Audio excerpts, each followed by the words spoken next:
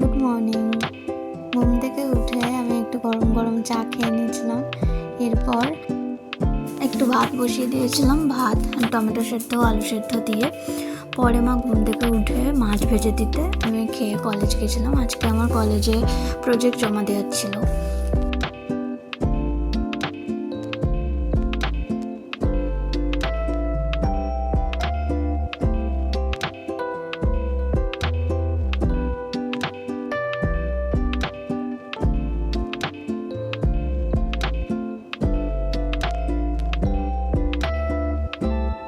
এরপর কলেজে গিয়ে দেখা হচ্ছে।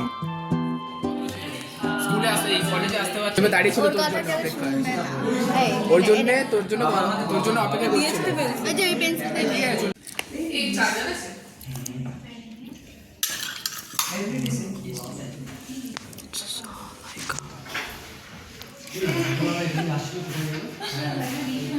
পুরো গাছ দিয়ে করব।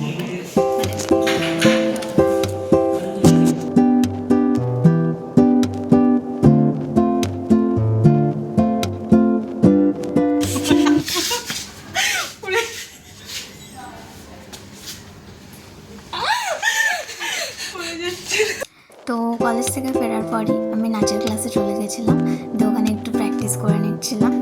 আর আমি আসলে গানটা দিতে পারিনি কারণ কপিরাইট হয়ে যাবে, ওই জন্য।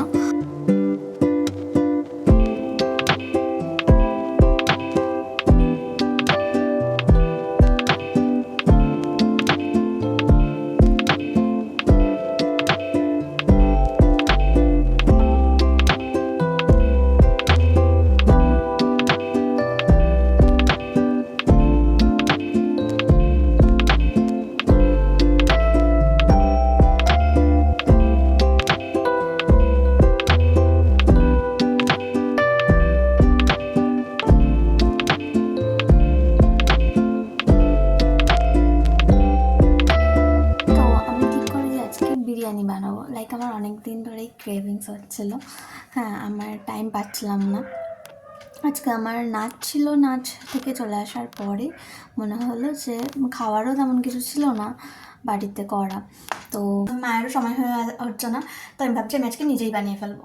আর বেশি কিছু লাগে না, যেগুলোই মানে ওই আতর গোলাপ জল কেওড়া জল যা কিছু লাগে সেগুলো বাড়িতেই রয়েছে, চিকেনও রয়েছে। আর কালির মাংসটা একদিকে বসিয়ে দেবো আর আমার বিরিয়ানি একদিকে করবো। তো বানানো যাক। আমি অনেক দিন আগে থেকেই ভাবছিলাম যে আমি বানাবো, কিছুই লাগে না, নর্মাল যে মানে গরম মশলা যেগুলো আমাদের সেগুলোই ওরকমই, শুধু জয়িত্রী জায়ফল এগুলো কয়েকটা মানে এক্সট্রা লাগে, আর হচ্ছে ওইদিকে আতরটা লাগে, ব্যাস এটুকুই। এখানে আমি বিরিয়ানি বানানোর জন্য রাইসটাকে বসিয়ে দিয়েছি, তার মধ্যে নর্মাল স্পাইসগুলো অ্যাড করেছি, লাইক তেজপাতা রয়েছে, জয়িত্রী রয়েছে, জায়ফল, তারপর দারচিনি এগুলো।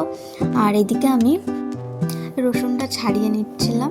এরপরে আদা রসুনগুলোকে এক জায়গায় নিয়ে আমি পেস্ট বানিয়ে রেখেছিলাম, এর মধ্যে পরে লঙ্কাও অ্যাড করেছিলাম আমি। এখানে চিকেনটাকে আমি ভালো করে রেডি করছিলাম, আদা রসুন পেস্ট, বিভিন্ন ধরনের মশলা যেগুলো অ্যাকচুয়ালি বিরিয়ানিতে লাগে সেগুলো দিয়ে মাংসটাকে ম্যারিনেট করে রেখে দিয়েছিলাম কিছুক্ষণের জন্য।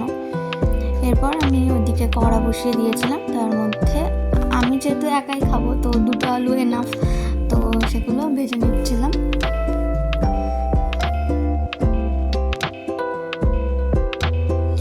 এরপর কড়াতে ম্যারিনেট করা চিকেনগুলো আমি তুলে দিয়েছিলাম, দিয়ে একটু ভালো করে কষিয়ে নিচ্ছিলাম।